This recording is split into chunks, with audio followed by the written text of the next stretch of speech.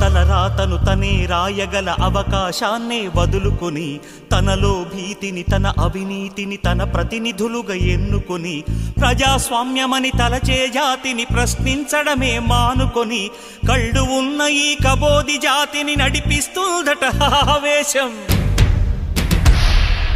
ఆ హక్కేదో తనకే ఉందని శాసిస్తుందట అధికారం. కృష్ణుడు లేని కురుక్షేత్రమున సాగే ఈ ఘోరం చితి మంటల సింధూరం. చూస్తూ ఇంకా నిదురిస్తావా విశాల భారతమా, ఓ విషాద భారతమా.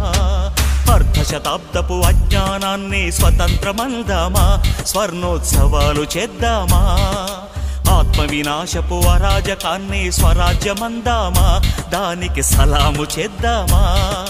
శాంతిక పోతపు పుట్టుక తెంచి తెచ్చిన